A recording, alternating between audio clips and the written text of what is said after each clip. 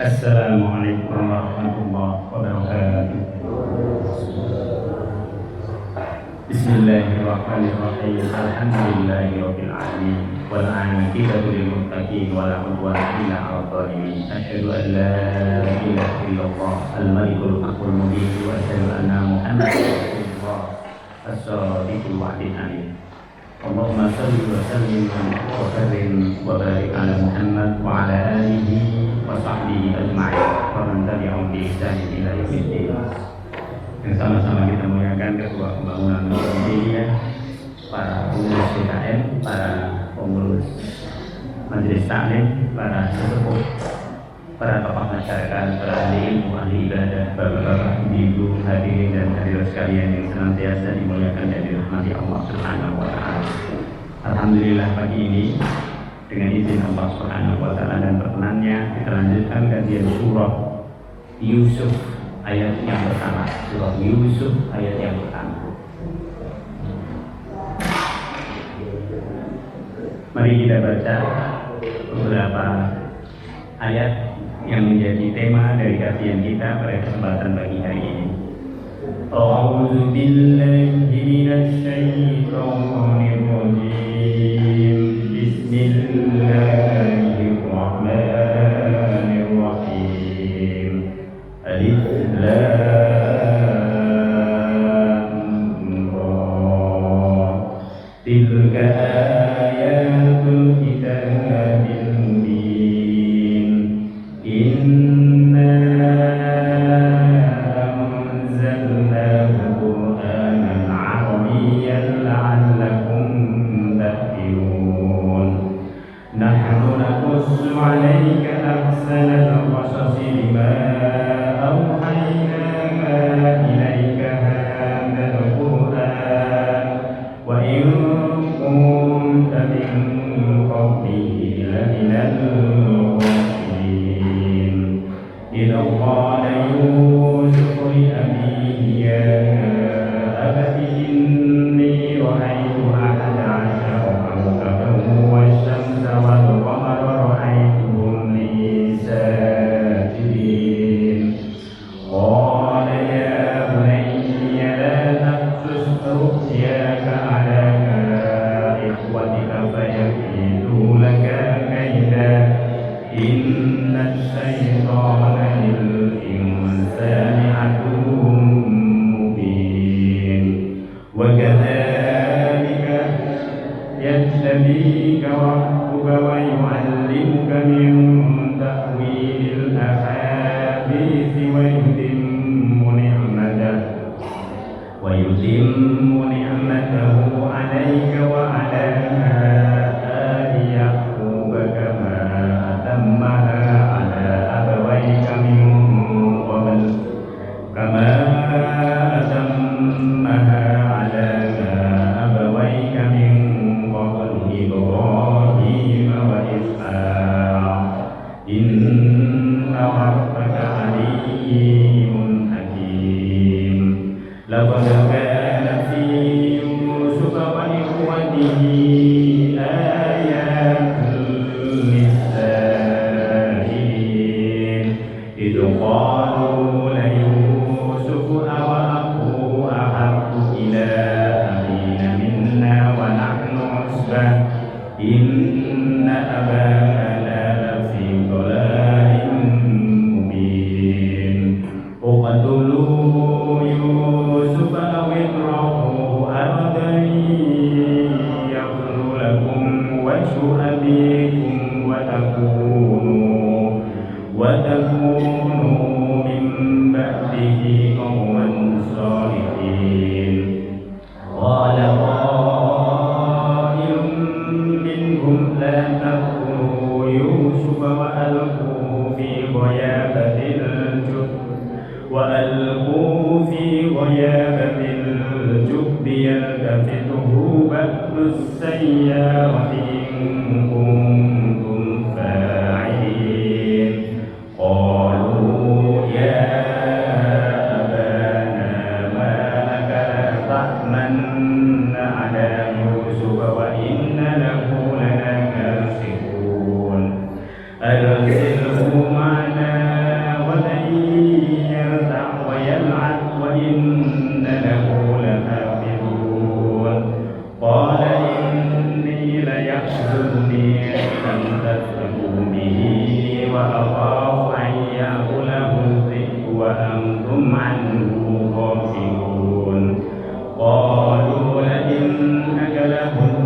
ونحن عصر إنا إذا لخاسرون فلما ذهبوا به وأجمعوا أن يجعلوه في غيابة الجب وأوحينا إليه لتنبئنهم بأمرهم هذا وهم لا يشعرون وجاءوا أباهم عشاء يبكون قالوا يا أبانا إنا ذهبنا نستبق وتركنا يوسف عند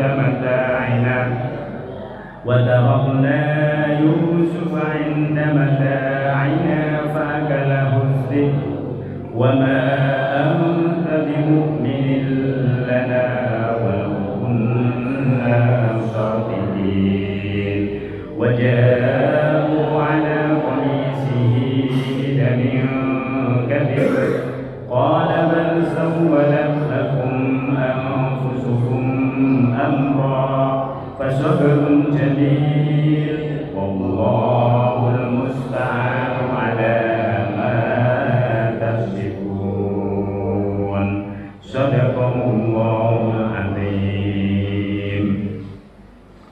Bismillahirrahmanirrahim. Alif Lam Ra. Surah Yusuf ini, Bapak Ibu sekalian, dimulai dengan huruf-huruf muqatta'ah.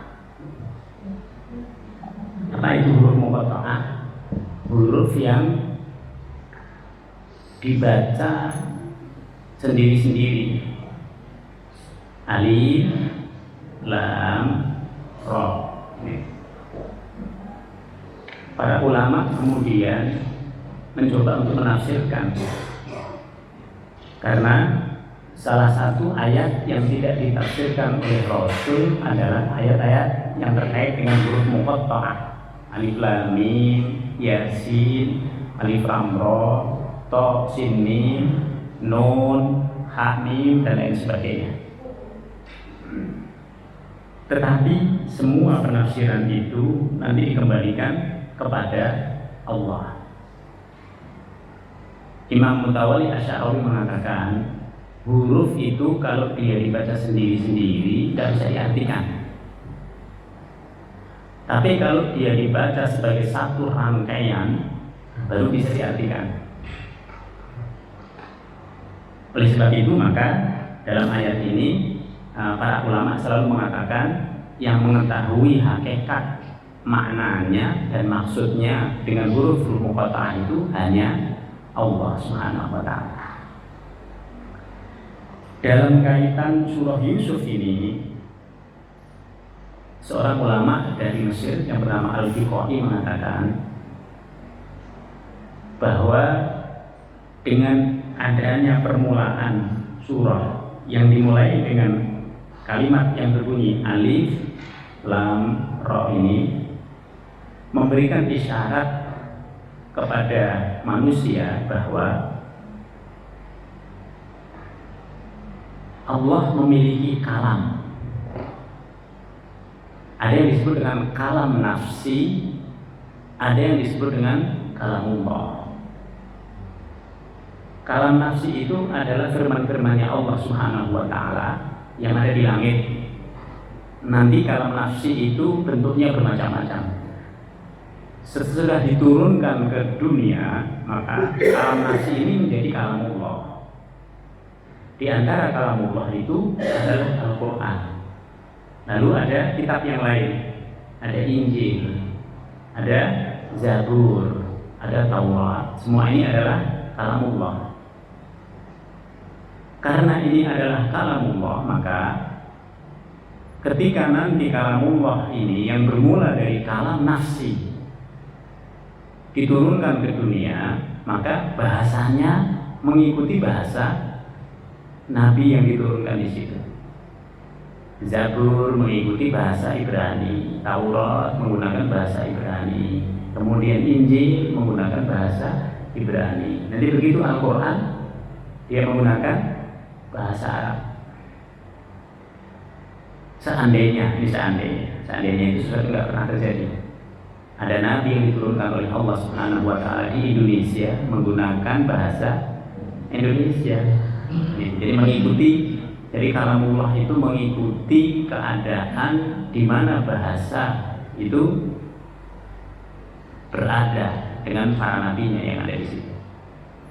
Maka Allah Subhanahu wa taala dengan kalimat alif lam ra ini sesungguhnya ingin memberikan perhatian pada ayat yang berikutnya, sambungannya.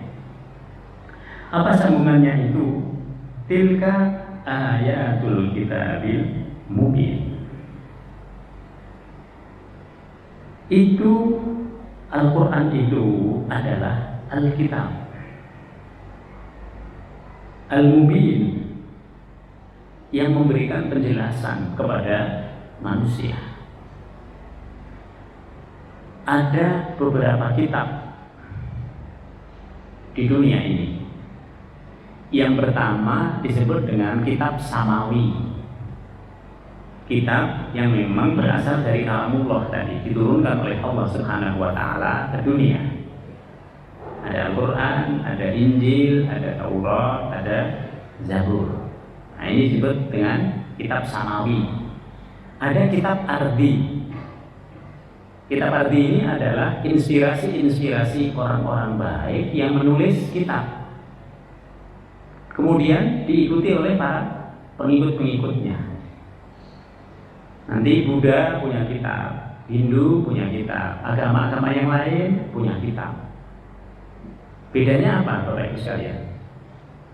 Kitab-kitab Ardi ini adalah kitab yang disusun berdasarkan inspirasi dari tokoh utama agamanya di situ. Karena itu dituliskan.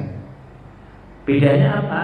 Bedanya tidak mengandung mukjizat, tidak memiliki dimensi seperti dimensi kitabullah, kalamullah, berbeda dimensinya.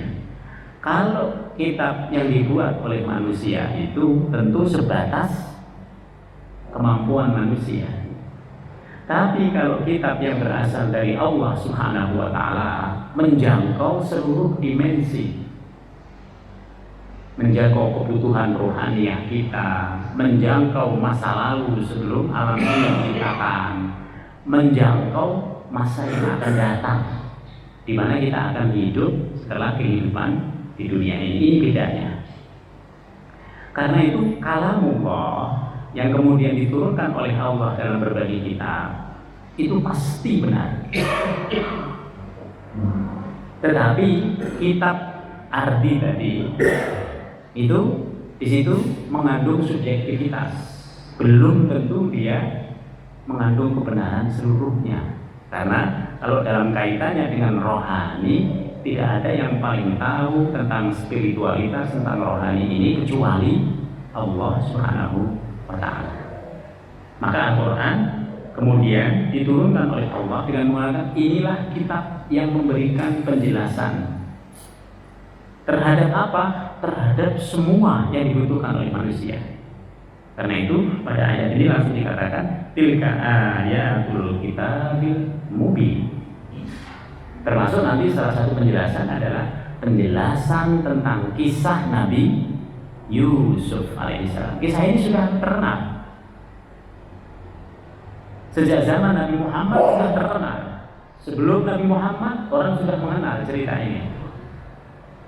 Tetapi orang hanya bisa menyampaikan kisah tentang Yusuf ini sepotong-potong, tidak bisa sempurna.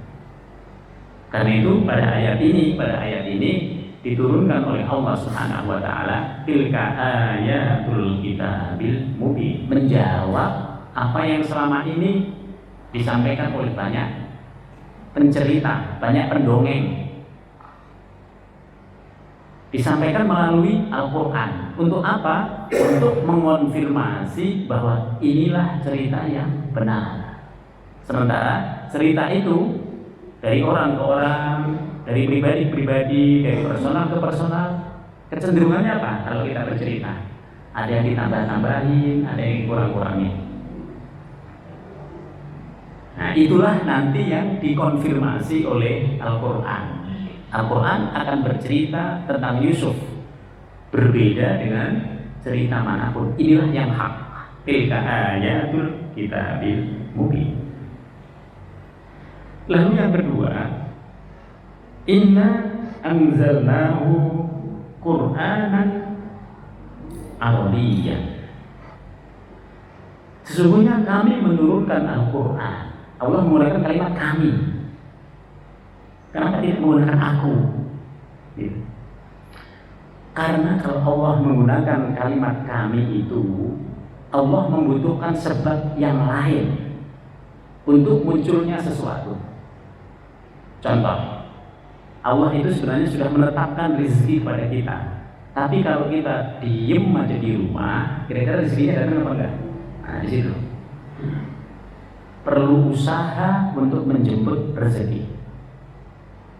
Begitu juga ketika Allah Subhanahu wa Ta'ala menurunkan Al-Quran, bukan Allah yang menurunkan, tapi Allah menggunakan sebab, berbagai sebab. Sebabnya adalah ada Nabi Muhammad SAW. Lalu ada yang menjadi perantaranya. Yang menjadi perantaranya itu adalah malaikat Jibril alaihissalam. Jadi Allah membutuhkan sebab itu. Karena itu Allah menggunakan kalimat inna, sesungguhnya kami. Oleh sebab itu maka semua hal yang terkait dengan dunia Allah lebih menggunakan kalimat inna. Contoh, pemeliharaan Al-Quran. Allah memelihara Al-Quran, tetapi itu juga harus dilaksanakan oleh manusia, diusahakan oleh manusia. Anak-anak kita ada yang hafid, gitu. Anak-anak orang lain hafid Quran, itu adalah menjaga Al-Quran. Kita membaca Al-Quran terus-menerus, begitu kita baca, kok ini begini, kok berbeda dengan bacaan yang biasa saya baca. Oh, ternyata ada yang salah tulis di situ. Nah, ini termasuk pemeliharaan Al-Quran. Maka Allah menggunakan kalimat kami. Inna anzalnahu Qur'anan Arabiyyan. Sesungguhnya kami menurunkan Quran ini dalam bentuk bahasa Arab. Kenapa bahasa Arab? Tadi sebabnya. Karena nabinya ngomongnya Arab. Kalau nabinya ngomongnya itu Ibrani, maka bahasanya ngikutin bahasa Ibrani. Begitulah kalamullah itu.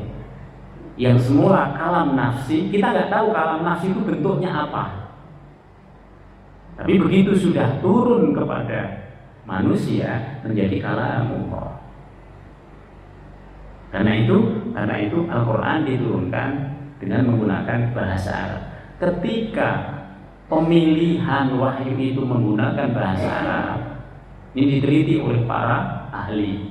Ternyata bahasa Arab itu memang memiliki keluar biasaan. Satu kata dalam bahasa Arab itu bisa bermakna lebih dari 1000, bisa bermakna lebih dari 2000, bisa bermakna lebih dari 3000. Satu kata. Al-Quran itu karena menggunakan bahasa Arab, maka detail dia. Detail. Ada laki, ada perempuan, ada tunggal, ada berdua, ada jamak. Jamak itu banyak sekali, tidak terbatas.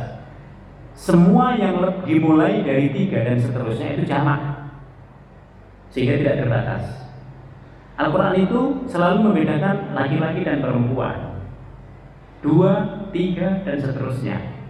Dan Al-Quran itu detail. Oleh sebab itu maka penafsiran terhadap Al-Quran itu selalu berkembang. Penafsirannya selalu berkembang. Al-Qurannya segitu-segitu aja, nggak bisa dirubah. Tetapi menafsirkan Al-Quran itu berkembang sesuai dengan perkembangannya wahyu. Sekarang ini banyak orang menafsirkan melalui hermeneutika. Hermeneutika itu tradisi bukan dari Islam, tradisi orang-orang Barat untuk melihat, membaca kembali Taurat, membaca kembali Injil, sehingga menggunakan hermeneutika. Nah, itu juga nanti menjadi tradisi yang dipakai dalam penafsiran Al-Quran. Jadi berkembang terus gitu. Untuk apa Allah Subhanahu wa Ta'ala menurunkan Al-Quran itu dalam bahasa Arab? la'allakum taqilun, agar kalian itu mengerti, agar kita mau berpikir, agar dengan bahasa Arab itu kita menjadi kaya. Nanti kita bandingkan dengan bahasa kita. Bahasa Indonesia itu simple sekali, tidak membedakan antara laki dan perempuan. Kalau menyebut kamu, ya untuk satu orang, dua orang, tiga orang boleh menggunakan kamu. Tapi kalau bahasa Arab tidak begitu. Bahasa Arab jauh lebih detail dibanding bahasa Indonesia. Inilah antara lain kenapa Allah Subhanahu wa Ta'ala itu menurunkan Al-Quran itu dalam bahasa Arab. Nahnu nakussu, sesungguhnya kami nakussu akan menceritakan kisah, kami akan mengisahkan. Coba bayangkan, Allah Subhanahu wa Ta'ala itu mengetahui kebutuhan manusia, termasuk tadi ketika terjadi perdebatan tentang cerita Nabi Yusuf, sudah sepotong-potong orang menceritakan Nabi Yusuf itu. Lalu Al-Quran turun, Al-Quran kemudian menyempurnakan semua cerita yang pernah ada. Nahnu naqussu 'alaika, kami akan menceritakan kepadamu Muhammad. Kenapa Allah mengatakan seperti itu? Karena surah Yusuf ini turun sebelum Nabi Muhammad hijrah ke Madinah. Setelah Nabi Muhammad SAW itu mengalami kesedihan di tahun yang ke-10 kenabian ketika berada di Mekah. Khadijah meninggal dunia, kemudian Abu Thalib meninggal dunia, kemudian kaum muslimin itu diasingkan oleh orang-orang Quraisy dalam satu lembah yang bernama Sib Abi Thalib, diasingkan di situ selama 3 tahun, tidak boleh berhubungan dengan orang-orang lain, sehingga banyak orang yang kelaparan. Setelah itu Allah Subhanahu wa Ta'ala mengisra dan mi'rajkan Nabi. Tujuannya apa? Tujuannya untuk menghibur hati Nabi. Setelah itu Allah Subhanahu wa Ta'ala menurunkan kisah Yusuf ini. Tujuannya apa kisah ini? Untuk menguatkan hati Nabi. Jadi cerita ini, cerita di dalam Al-Quran itu Allah nanti tidak bercerita secara detail siapa orang-orangnya, di mana tempatnya, kejadiannya pada tanggal berapa, hari apa, tidak. Tapi cerita ini diceritakan oleh Allah Subhanahu wa Ta'ala sedemikian rupa supaya menjadi pelajaran bagi kita. Maka pada ayat ini disebut nahnu naqussu, kami akan menceritakan kepada kalian, kepadamu Muhammad, ahsanal qasas, sebaik-baiknya cerita, sebaik-baiknya kisah. Kenapa disebut ahsanal qasas? Inilah satu-satunya dalam satu surah Al-Quran Allah bercerita tentang satu nabi itu secara lengkap, episode per episode diceritakan di sini. Tidak ada dalam Al-Quran itu cerita satu nabi pun yang seperti ini, dari awal sampai akhir lengkap, tidak ada. Kemarin kita sudah bercerita Nabi Nuh alaihissalam, bertebaran itu di surah Al-Baqarah ada, di surah Ali Imran ada, surah Ar-Ra'd ada. Kita cerita Nabi Ibrahim sudah ada sebelumnya, di surah Al-Baqarah juga sudah ada. Kita cerita Nabi Lut alaihissalam ada pada banyak surah, dicuplik-cuplik episodenya itu. Karena itu kisah ini disebut dengan ahsanal qasas. Inilah kisah yang sempurna dalam satu kesatuan. Inilah kisah yang sangat baik. Dari sisi apa? Dari sisi nanti redaksionalnya. Cerita ini ada sedihnya, ada happy endingnya. Cerita ini nanti ada yang mengkhawatirkannya, ada yang membuat kita tersenyum, ada yang membuat kita khawatir gitu. Sehingga Allah Subhanahu wa Ta'ala menggunakan kalimat ahsanal qasas. Kami akan menceritakan kepadamu Muhammad sebaik-baiknya cerita. Bima auhayna ilaika hadzal Qur'an, dengan mewahyukan Al-Qur'an kepadamu. Karena itu kalau Bapak Ibu membaca cerita tentang Nabi Yusuf alaihissalam melalui Al-Quran, Bapak baca lagi surah Yusuf, baca lagi surah Yusuf, baca lagi surah Yusuf, apa yang terjadi? Kita nggak bosan. Tapi coba beli satu kisah. Misalnya Bapak Ibu ambil kisah tentang Doraemon, Ibu Bapak baca. Setelah dibaca 5 kali, bosan. Ibu baca cerita tentang apa saja, silahkan dibaca. Kalau sudah berulang kali dibaca, nanti ibu akan lepas, sudah bosan. Tetapi surah Yusuf tidak begitu. Kenapa tidak begitu? Karena ini adalah wahyu yang diwahyukan oleh Allah Subhanahu wa Ta'ala dalam bentuk surah dalam Al-Quran. Karena itu indah dia, nggak membuat kita bosan. Berulang kali kita baca surah ini, menyenangkan hati kita. Surah ini menginspirasi kita.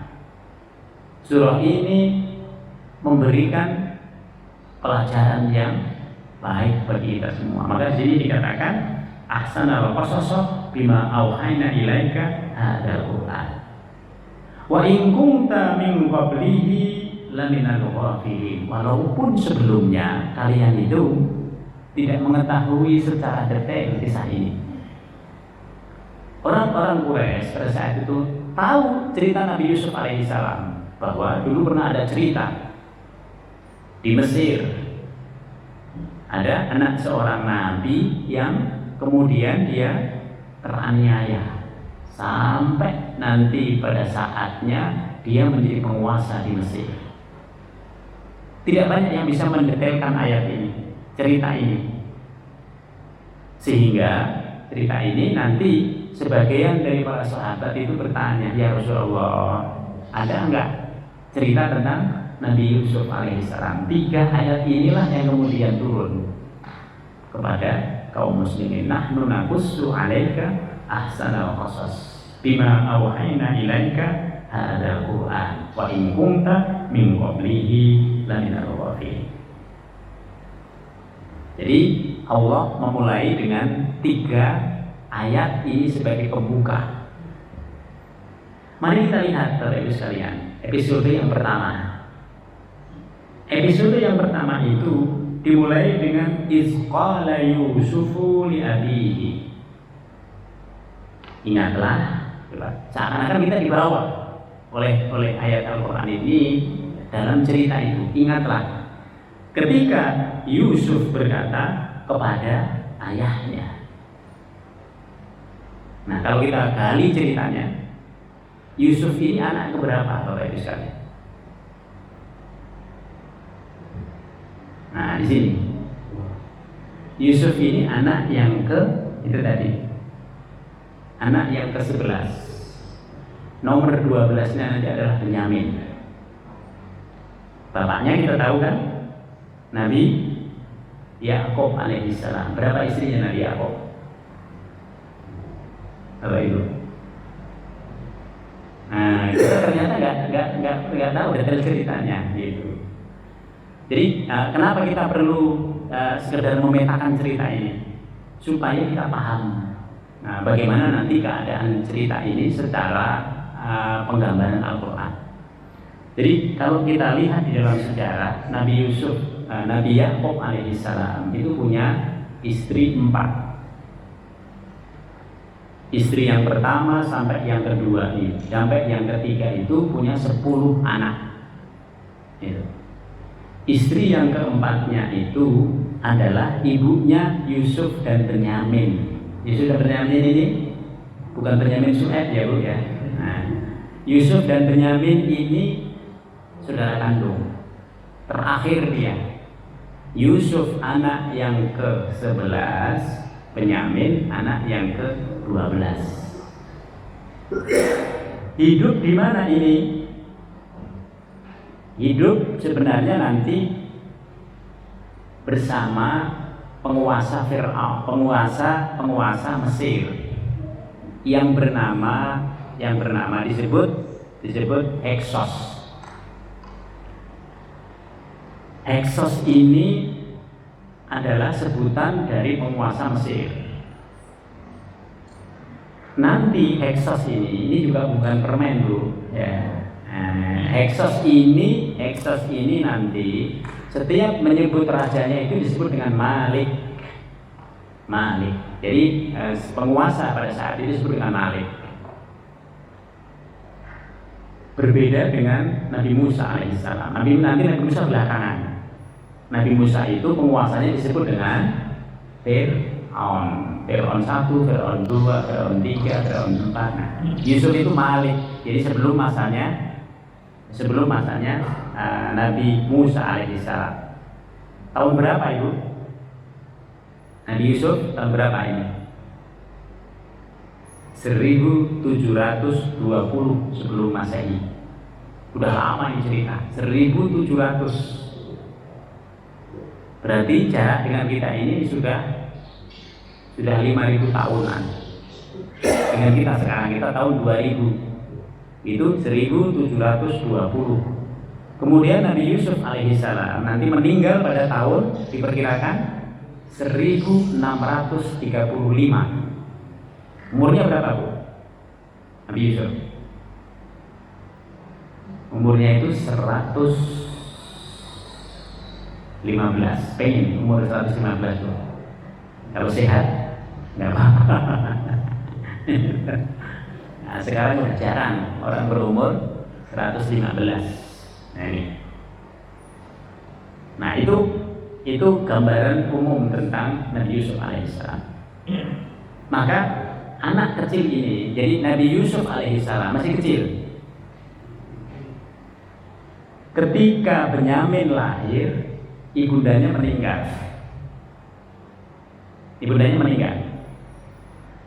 Karena itulah kenapa Yakub ini dia memiliki rasa yang lebih mendalam sayangnya kepada Yusuf dan Benyamin dibanding yang sudah tua-tua.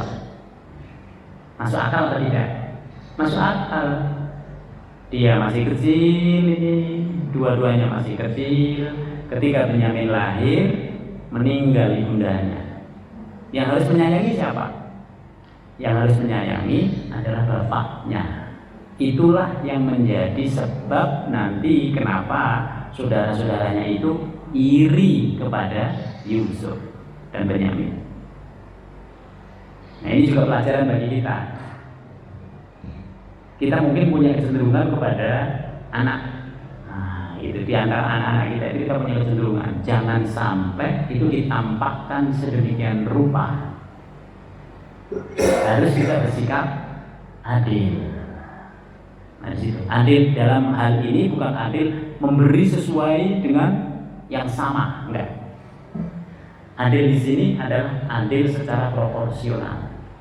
Kalau anak itu misalnya di perguruan tinggi dengan anak kita yang di SD, tentu nggak mesti ngasihnya sama. Di perguruan tinggi dikasih 1 juta, yang SD dikasih 1 juta. Adil, tapi tidak proporsional. Yang dibutuhkan adalah keadilan yang proporsional. Nah, di situ. Jadi kecenderungan kita itu ada. Kecenderungan kita untuk melihat anak-anak kita, siapa yang paling kita sayangi itu ada.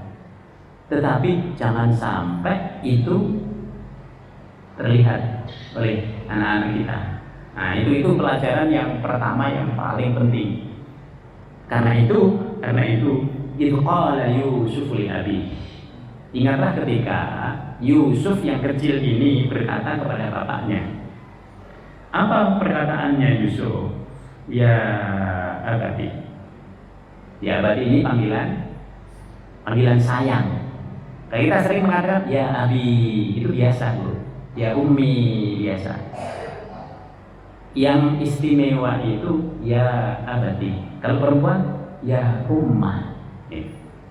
Wahai ibuku yang tersayang. Nah itu. Ya abadi, wahai ayahku yang tersayang. Lalu Nabi Yusuf alaihissalam berkata, Inni ra'aitu ahada asyara kawkaban wasyamsa wal qamar ra'aituhum li sajidin.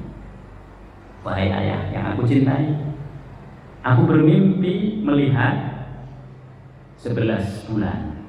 11 ahada asyara kaukaba, 11 bintang, wasyamsa dan juga matahari, wal qamar dan juga bulan. Ra'aituhum li sajidin. Saya melihat ketiga-tiganya itu bersujud kepadaku. Jadi kita ini semuanya ini disimbolkan oleh Allah Subhanahu wa taala. Ada yang menjadi bintang, Bu. Ada yang menjadi bulan, ada yang menjadi matahari. Semuanya kita ini sebenarnya memiliki kemanfaatan. Tidak mungkin sama, tidak mungkin. Tidak mungkin anak-anak kita itu bakatnya sama. Tidak mungkin. Kalau sama, nggak bisa bekerja sama mereka. Karena itu berbeda-beda. Ada yang menjadi bulan, ada yang menjadi bintang, ada yang menjadi matahari. Maka ini adalah simbol. Bahasa ini bahasa yang sangat indah. Kalau misalnya tidak banyak orang yang bisa membuat simbol seperti itu. Kita sering menyebut anak kita aja langsung. Namanya siapa? Ahmad. Ya Ahmad gitu. Tidak disebut dengan panggilan sayang, ya kan? Kalau Nabi memanggil istrinya kan memanggil panggilan sayang, ya Humairah, ya kan? Wahai yang pipinya kemerah-merahan. Nah, sekarang bukan pipi yang kemerah-merahan, yang di sini kemerah-merahan, sama di sini. Itu. Nah, sebenarnya apa itu? Nah, itu yang disebut itu. Ya Humairah, gitu. Sering kita menyebut wahai sayangku, ya nggak apa-apa itu. Cuman jangan melampaui batas, Bu, gitu. Melampaui batasnya apa? Di luar negeri, di mana-mana, kepada semua orang menyebut wahai sayangku, ya boleh sebenarnya. Nah, cuman kita harus tahu tempat. Gitu. Kadang-kadang yang dipikir sayangku seperti apa, gitu. Nah, itu yang menjadi persoalan. Nah, ini kadang-kadang memang kita harus menempatkan posisi. Kalau di rumah silahkan, karena itu tempatnya. Nah, maka pada ayat ini Allah Subhanahu wa taala memulai dengan mimpinya Nabi Yusuf alaihissalam yang kemudian disampaikan kepada bapaknya. Kemudian Nabi Yusuf merespon, Nabi Yusuf kemudian merespon, ya bunai, wahai anak sayangku, ya bunai. La taqsus ru'yaka, jangan engkau ceritakan mimpimu ala ikhwatika, kepada saudara-saudaramu. Jadi mimpi itu Nabi Yusuf alaihissalam. Sebenarnya ini dalam tafsir Al-Misbah dikatakan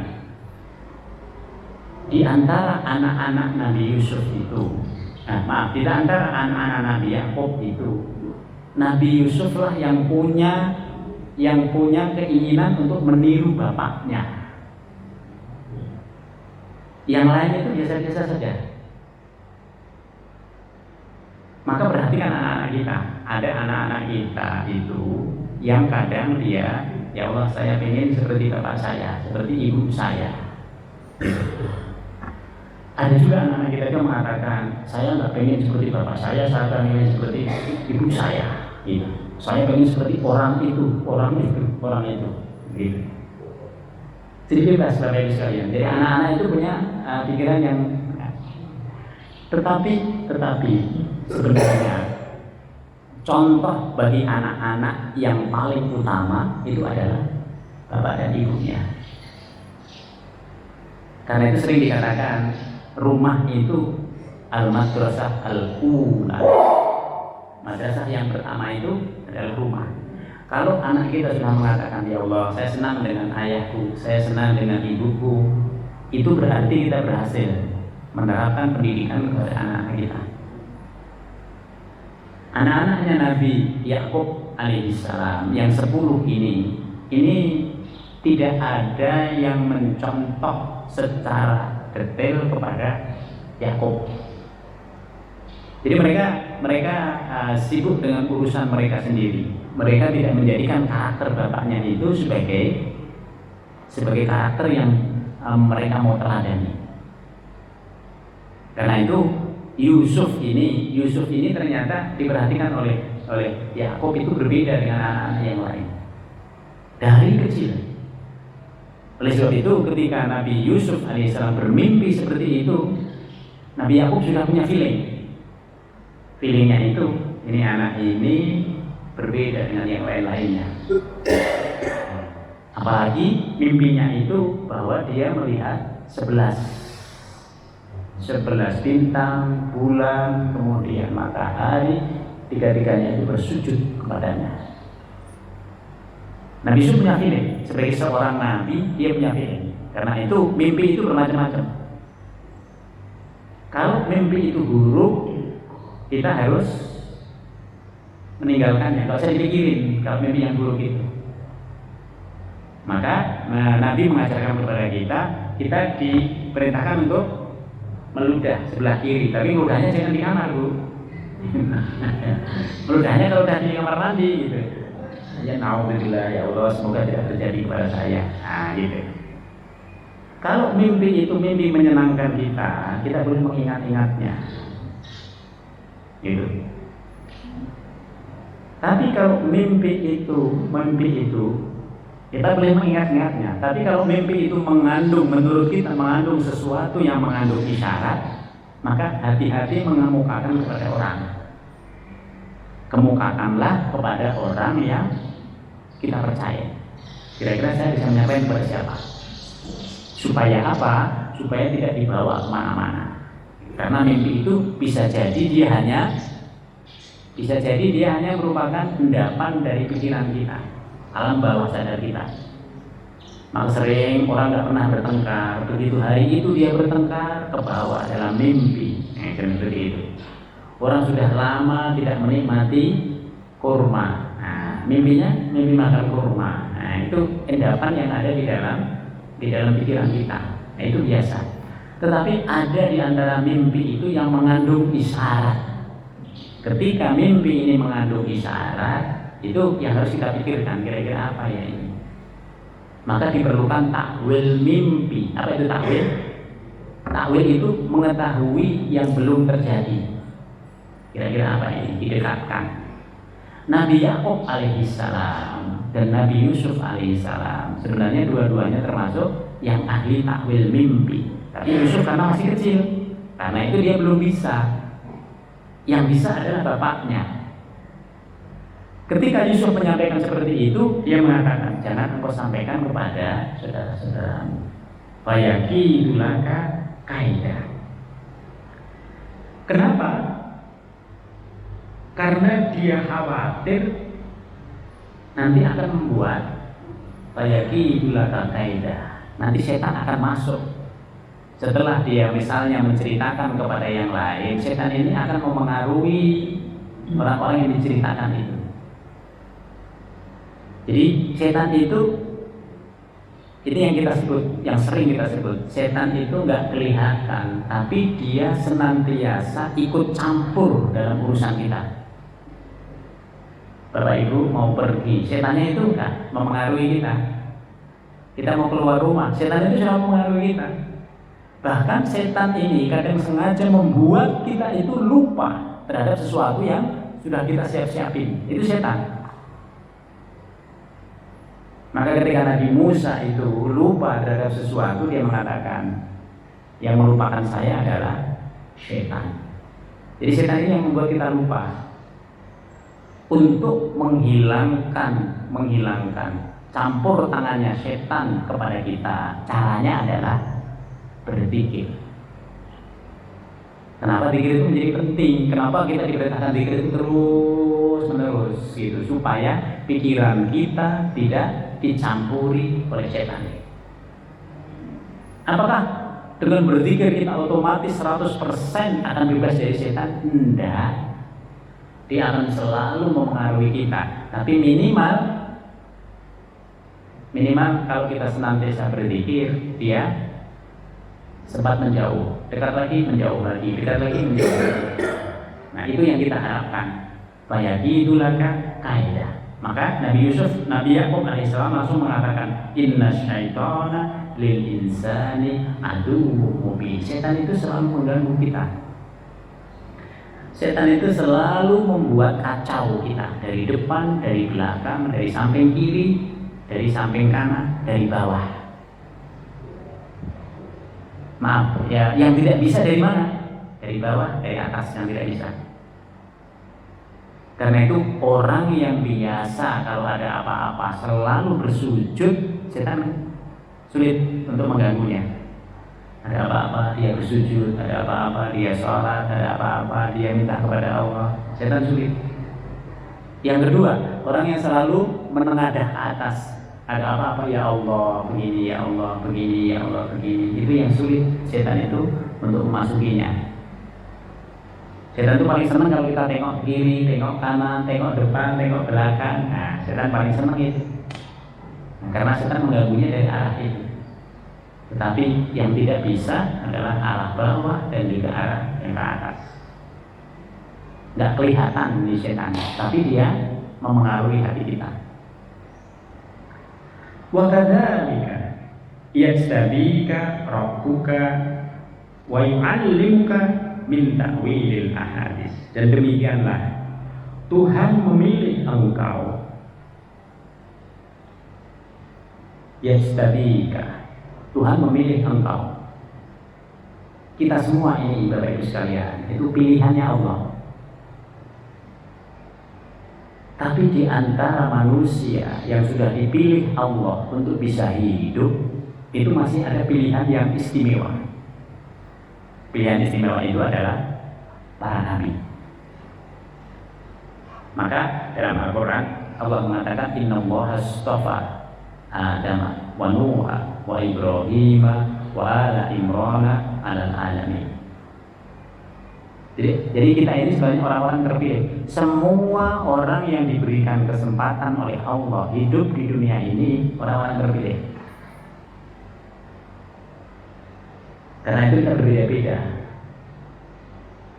Kecenderungan kita berbeda, bakat kita berbeda, rezeki kita berbeda, terus berbeda, supaya memang kita bisa saling bekerja sama satu sama lain. Wa yu'allimuka min ta'wilil ahadits, khusus kepada Nabi Yakub dan Nabi Yusuf alaihissalam. Allah memberikan wa yu'allimuka, mengajari kepada mereka takwil mimpi, takwil terhadap peristiwa-peristiwa yang akan terjadi. Karena itu ada orang yang bisa mentakwilkan mimpi. Ini kira-kira apa yang akan terjadi. Tapi hati-hati dengan takwil mimpi ini. Kenapa? Karena ada keahlian seseorang yang didasarkan pada spiritualitasnya. Karena orang ini adalah orang yang memiliki spiritualitas yang tinggi, dan karena itu sulit untuk mengukurnya. Dia diberikan karunia oleh Allah Subhanahu wa Ta'ala untuk bisa melihat apa yang akan terjadi pada masa yang akan datang. Tapi ada orang yang dia bisa mentakwilkan mimpi itu dengan menggunakan bantuan jin. Ini banyak. Ada orang menggunakan jin untuk mentakwilkan mimpi. Kira-kira yang akan datang terjadi apa? Ini yang harus dihindari. Karena tidak semua berita yang disampaikan oleh jin itu benar. Karena itu tadi dari awal kami sampaikan, untuk bisa mentakwilkan mimpi kita harus hati-hati. Ini kira-kira apa, kita harus hati-hati.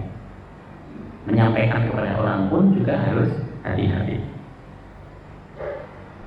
Wa yutimmu nikmataka alaih, dan Allah akan menyempurnakan nikmat yang telah diberikan, karunia yang telah diberikan itu kepadamu sebagai seorang nabi. Nabi Yusuf alaihissalam ini berbeda dengan nabi yang lain. Dia diberikan oleh Allah Subhanahu wa Ta'ala anugerah kekuasaan. Maka disempurnakan di sini wa yutimmu. Kita ini semua sudah punya kenikmatan yang sempurna. Coba kita lihat rezeki kita bagaimana. Kita sudah merasa ya Allah ini sudah luar biasa. Anak-anak kita bagaimana? Itu sudah luar biasa. Gitu. Ini yang disebut dengan wa yutimmu nikmataka alaik. nikmatahu alaihi wa ala ali Yaqub. Coba lihat juga kenikmatan yang diberikan oleh Allah kepada keluarga besar kita. Coba lihat kakak-kakak kita, adik-adik kita. Semua punya kenikmatan yang luar biasa masing-masing diberikan oleh Allah Subhanahu wa taala kepada mereka. Berbeda dengan kita. Karena memang dibuat berbeda oleh Allah Subhanahu wa taala. Supaya apa? Supaya engkau mudah mensyukurinya. Kama atammaha ala abawaika min qabl. Sebagaimana Allah Subhanahu wa taala memberikan penyempurnaan kenikmatan kepada nenek moyang kalian yang sebelumnya. Siapa itu? Ibrahim wa Ishaq. Yaitu Nabi Ibrahim dan Nabi Ishaq. Berbeda nanti dengan jalur yang satu lagi. Inilah yang kemudian ditafsirkan oleh para ulama. Anaknya Nabi Yakub dan keturunannya itu kalau tidak menjadi nabi nanti menjadi penguasa di daerah Bani Israel ini. Itu semuanya keturunannya Nabi Yakub. Bagaimana dengan Ismail? Nabi Ibrahim punya anak Ismail. Lalu ini nggak ada orang terkenal, nggak ada orang terkenal. Gak ada orang yang hebat-hebat di sini. Tapi begitu muncul nanti yang terakhir, Nabi Muhammad SAW. Ini satu orang ini nanti ini bisa melebihi dari orang-orang hebat dari keturunannya Nabi Ishaq alaihissalam. Jadi Allah itu yang mengatur, sama dengan kita. Kita punya anak kita begini. Kita punya saudaranya, anaknya hebat-hebat ya, gitu. Tapi belum tentu anak yang hebat itu nanti melahirkan anak yang hebat juga. Bisa jadi cucu kita itu menjadi orang yang hebat. Itulah Allah Subhanahu wa taala mengatur. Nudawiluha, Allah Subhanahu wa taala yang mengatur semuanya itu. Tapi semua itu perlu kesungguhan. Tanpa kesungguhan nggak bisa. Inna rabbaka alimun hakim. Sesungguhnya Tuhanmu alim, maha mengetahui. Hakim, maha bijaksana. Apa ini artinya Bapak Ibu sekalian? Untuk bisa menjadi orang yang hebat itu perlu ilmu. Untuk menjadi orang yang hebat itu perlu sikap bijaksana. Berapa banyak orang yang berilmu, Bu? Orang ini berilmu sekali, tapi nggak ada sikap bijaksana, nggak dipakai dia. Betapa banyak orang yang berilmu, tapi dia mengkritik ke sana sini, nggak berhenti dia mengkritik. Begitu dikasih kesempatan, nggak bisa dia. Hadir. Karena itu untuk menjadi orang hebat itu perlu dua, paling tidak ada ilmu, ada kebijaksanaan. Kebijaksanaan ini termasuk hikmah. Kita bisa melihat sesuatu ke depan, kita bisa bersabar dengan usaha kita. Nah itu disebut dengan hakim. Kita bisa senantiasa bersikap bijaksana. Karena itu yang dibutuhkan itu adalah orang yang berilmu, orang yang bijaksana. Orang bijaksana itu di mana-mana selalu menyenangkan, melegakan, membuat orang lain itu pada porsinya, pada posisinya. Laqad kana fi Yusufa wa ikhwatihi ayatun lis-sa'ilin. Sungguh kalau kita masuk dalam cerita ini episode per episodenya, di sini dikatakan ayatun, ada tanda-tanda kebesaran Allah Subhanahu wa taala lis-sa'ilin, kepada orang-orang yang selama ini bertanya. Seperti apa sih sebenarnya kisah Nabi Yusuf alaihissalam itu? Idh qalu la Yusufu wa akhuhu ahabba ila abina minna wa nahnu usbah. Saudara-saudaranya Nabi Yusuf alaihissalam yang 10 orang ini, selain yang Benyamin, mereka mengatakan sesungguhnya Yusuf dan saudaranya lebih dicintai ayah daripada kita semua. Dari 3 istri Bapak Ibu. Kan kuat ini kalau sudah bergabung 3 istri lawan 1 istri.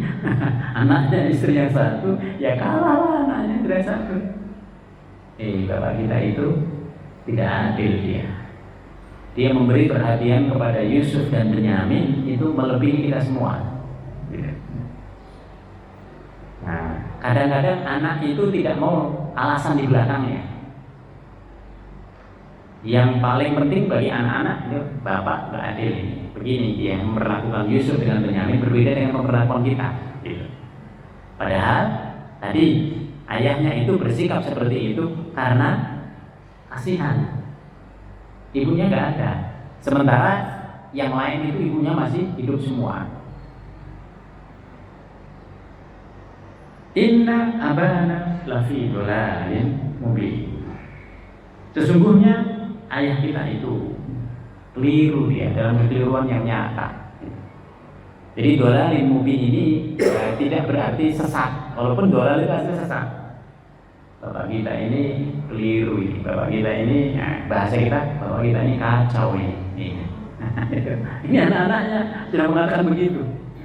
Dan ini 10 orang ini saling mempengaruhi. Itu yang membuat tadi kenapa mereka tidak mengambil kebaikan dari bapaknya. Yang dilihat itu justru sisi yang buruknya. Maka kadang kita harus melihat, harus membandingkan sisi baik dan buruknya itu supaya kita balance. Kalau yang kita lihat itu sisi kekurangannya saja, ya udah. Jadi seperti ini. Lalu kemudian mereka mulai merencanakan uqtulu Yusufa aw itrahuhu ardan yahlu lakum wajhu abikum wa takunu min ba'dihi qauman shalihin. Lalu mereka berdiskusi. Dalam diskusi itu beberapa orang mengusulkan kalau begitu dibunuh aja itu Yusuf. Bapak begitu kan karena Yusuf. Kalau sebabnya itu dibunuh, dihilangkan, maka Bapak akan cinta kepada kita. Nah itu pikiran simpelnya. Di antara orang-orang itu ada yang mengusulkan dibunuh saja itu Yusuf. Karena dengan begitu kasih sayangnya akan tertumpah kepada kita semua. Dan setelah itu, kita jadi orang baik-baik tuh. Itu. Jadi dia udah tahu nih. Nanti kalau kita sudah berbuat buruk seperti itu, kita berusaha menjadi orang yang baik. Padahal sulit. Gitu. Dalam omongan itu mudah. Nanti habis itu kita bertaubat. Nah, taubatnya itu ternyata tidak gampang. Dan karena yang menerima taubat itu adalah Allah Subhanahu Wa Taala, lebih sulit lagi. Nah di sini. Qala qailum minhum. Di antara mereka ada yang mengusulkan la taqtulu Yusuf. Jangan seperti itu terlalu ekstrim. Wa alquhu fi ghayabatil jub. Saya mengusulkan sebaiknya dimasukkan aja ke sumur tua. Sumur itu nggak dipakai, hanya diambil kalau membutuhkan air. Fi ghayabatil jub. Yang takibhu ba'du sayyarati in kuntum fa'ilin. Nanti dia kan masih hidup. Dia akan dibawa itu oleh musafir yang lewat yang ada di situ. Ba'du sayyarah. Oleh kelompok musafir yang ada di situ. Nah, saya tahu di tempatnya di sana ada sumur tua yang selalu dilewati oleh para musafir. Nanti kalau itu Yusuf kita buang di situ, nanti akan dibawa oleh mereka dan akan dibawa ke negara mereka, sehingga Yusuf itu jauh dari kita. Itu jauh lebih moderat dibandingkan usul yang pertama tadi. Setelah mereka mendiskusikan, lalu mereka lebih setuju pada yang kedua ini.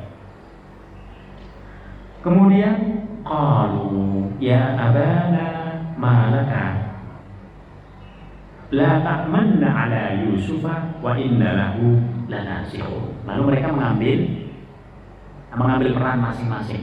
Ya udah kalau gitu kita sekarang ngomong kepada bapak kita. Ayo kita rayu, kita deketin bagaimana caranya Yusuf ini supaya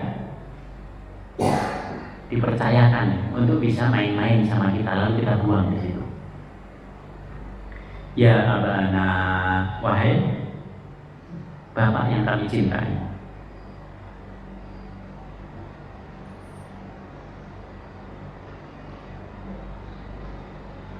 La ta'manna, ma laka la ta'manna. Jadi mereka berkata kepada bapak, kepada Yakub, perkataannya, wahai bapak yang kami cintai, bolehkan Yusuf bermain-main bersama kami? Kan lama kita nggak bermain-main gitu.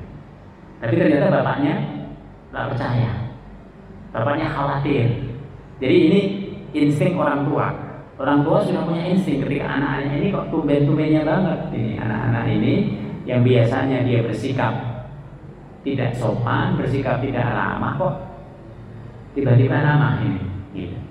Tiba-tiba mau ngajak Yusuf bersama Benyamin itu untuk jalan-jalan. Ayahnya di sini tidak percaya. La ta'manna ala Yusufa wa inna lahu lanasihun. Bapaknya nggak percaya. Lalu mereka mengatakan, ayah, kok engkau betul-betul nggak percaya pada kami? La ta'manna. Ketika Yusuf ini bersama kami, kenapa? Apa yang membuat kau ini tidak percaya? Kan kami kan anak-anaknya engkau juga, anak-anaknya bapak juga. Harusnya bapak mempercayai kami sebagaimana bapak mempercayai kepada anak-anak yang lain.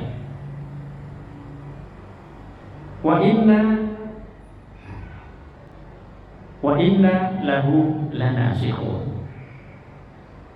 Padahal sesungguhnya kami semua ini lanasihun, selalu akan memberikan nasihat-nasihat yang baik. Kami nggak ada bermaksud apapun. Kami selalu dalam kebaikan, maksudnya dengan kita jalan-jalan ini. Arsil ma'ana yarta' wa yal'ab wa inna lahu lahafidun. Perkenankanlah Yusuf ini biar dia kalau sekarang bertamasya bersama kami. Kita ajak nanti ke tempat yang indah di situ, biar bisa menikmati dia, yarta' wa yal'ab, dia bisa bermain-main di situ. Wa inna lahu lahafidun. Kamilah semua nanti yang akan menjaga Yusuf. Apa respon dari bapaknya? Qala inni layahzununi. Aku khawatir dari orangnya. Antadbahu bihi wa akhafu ayyakulahu dzib. Kalau terlalu jauh seperti itu tempatnya, saya khawatir bahwa ini Yusuf ini bisa dimakan serigala. Wa antum anhu ghafilun. Sedangkan kalian itu nanti lalai untuk bisa menjaga Yusuf dengan baik. Qalu la in akalahu dzibbu wa nahnu usbatun inna idzal la khasirun. Mereka berkata, jika sampai Yusuf itu dimakan serigala, padahal kami ini orang-orang yang hebat, kelompok yang kuat, gitu. Mereka mengatakan, inna idzal la khasirun. Maka tentu kami ini menjadi orang-orang yang rugi. Kami kehilangan adik yang kami cintai semua. Jadi dengan berbagai cara 10 orang ini mengupayakan bagaimana Yakub itu bisa melepas Yusuf dari tangannya.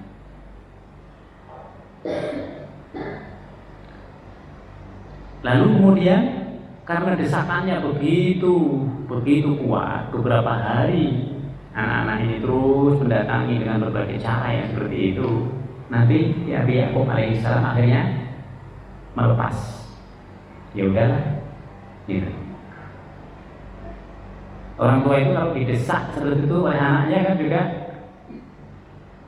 nggak enak juga orang tuanya, gitu. Ya udahlah, akhirnya dipersilakan untuk dibawa.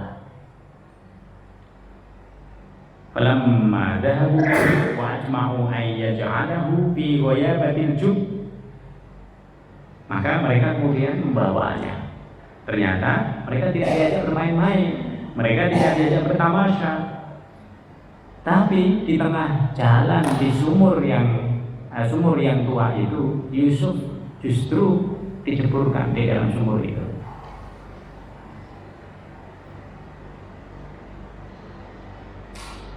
Wa auhayna ilaihi latunabbi'annahum bi amrihim hadza wa hum la yash'urun.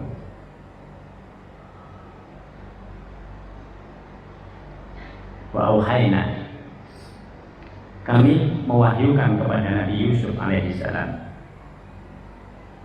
latunabbi'annahum, engkau akan menceritakan peristiwa yang engkau alami bersama kakak-kakakmu, bersama saudara-saudaramu. Sedangkan mereka nanti sudah lupa terhadap peristiwa ini. Jadi Allah Subhanahu wa Ta'ala pada ayat ini hendak menyatakan bahwa begitu peristiwanya sudah terjadi, nanti pada saatnya Nabi Yusuf alaihissalam itu akan menceritakan peristiwa yang dialaminya ini pada saat saudara-saudaranya nanti sama sekali tidak mengingatnya lagi. Nah, ini nanti terjadi ketika saudara-saudaranya itu datang ke Mesir. Nah, Allah Subhanahu wa Ta'ala memberikan gambaran seperti itu. Waja'u abahum isya'an yaqul. Ini episode yang kedua. Karena mereka sudah menceburkan Yusuf itu ke dalam sumurnya itu, maka mereka pulang. Jadi 10-10-nya menangis. 10-10-nya menangis. Qalu ya abana inna dhahabna nastabiqu wa tarakna Yusufa inda mata'ina fa'akalahu dzib. Mereka mengatakan, wahai ayah kami telah menjaga Yusuf dengan sebaik-baiknya, tetapi ternyata serigala itu telah menerkam Yusuf. Mereka membawa pakaian yang sudah dilumuri oleh darah. Wa ma anta bimu'minin laha walau kunna shadiqin. Bapaknya nggak percaya.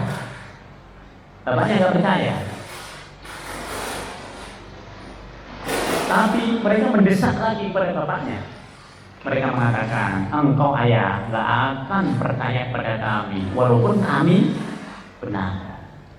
Dan ini untuk memberikan isyarat kepada kita, orang yang sudah sering berbuat buruk, kalau berbuat baik nggak dipercaya. Wajahu ala komisihi bidamin dari. Mereka membawa kepada ayahnya itu dengan pakaiannya Yusuf yang sudah dilumuri darah, tetapi bukan darah serigala. Nanti orang menyebut bermacam-macam. Nah, ini yang nggak boleh. Tidak disebut di dalam Al-Quran itu darah apa. Qala bal sawwalat lakum anfusukum amra. Sebenarnya hanya dirimu sendirilah yang memandang baik urusan yang buruk itu. Nabi Yakub alaihissalam tetap tidak percaya kepada anak-anaknya. Nabi Yakub itu punya pendirian, ya, ini pasti bohong. Lalu dia mengatakan fasabrun jamil, dia harus bersabar. Karena kesabaran itulah nanti yang akan membukakan semua yang selama ini masih belum ketahuan oleh beliau. Wallahul musta'an ala ma tasifun. Dan Allah lah nanti yang akan memberikan pertolongan kepadanya terhadap apa yang kalian ceritakan. Ending daripada episode yang pertama ini, Bapak Ibu sekalian, kita kadang kan tidak puasa. Nabi Yakub alaihissalam ini sudah tidak berkuasa untuk ngecek tidak berkuasa. Kenapa? Dia sudah tua. Sementara sumur tua tadi itu jauh sekali dari tempatnya. Untuk ngeceknya itu nggak bisa. Ketika kita sudah tidak bisa apa-apa, harus kita bersandar kepada Allah Subhanahu wa Ta'ala. Ya Allah, kalau itu saya bersabar, saya berdoa.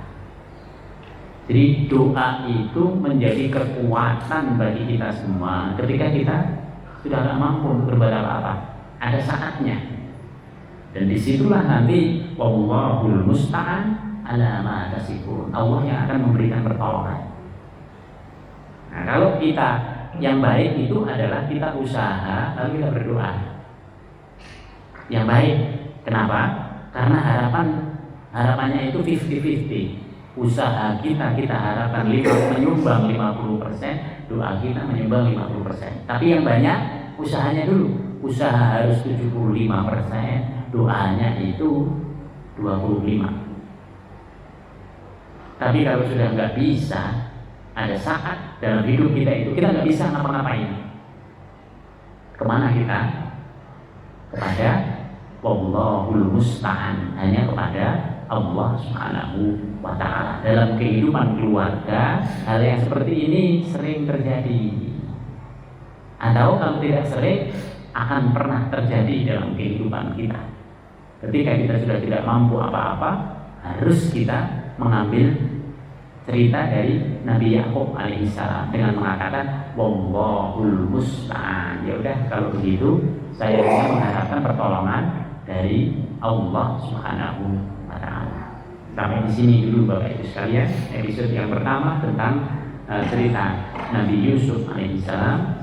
Semoga Allah Subhanahu wa ta'ala memberikan kepada kita kemampuan untuk bisa mengambil ibrah, sehingga cerita ini nanti bisa kita reaktualisasikan dalam kehidupan kita sehari-hari. Mari kita tutup dengan bacaan doa. Bismillahirrahmanirrahim. Alhamdulillahirabbil alamin. Hamdan nafi'in, hamdan syakirin, hamdan yuwafi ni'amahu wa yukafi majidah. Ya Rabbana alhamdu kama yanbaghi li jalalika al-karim wa 'azimi sultanik. Allahumma barik lana fi majlisina hadha wa barik lana fi usratina wa barik lana fi dzurriyyatina wa barik lana fi ulumina. Rabbana innaka 'afuwwun karim tuhibbul 'afwa fa'fu 'anna. Allahumma ij'al jam'ana hadha jam'an mubarakan marhuma wa tafarraqna min ba'dihi tafarruqan ihsanan ma'suma. Subhanakallahumma wa bihamdika nasyhadu an la ilaha illa anta nastaghfiruka wa natubu ilaik. Subhana rabbika rabbil izzati amma yasifun wa salamun alal mursalin walhamdulillahi rabbil alamin. Demikian, tidak ada kekurangannya, kami mohon maaf. Assalamualaikum warahmatullahi wabarakatuh.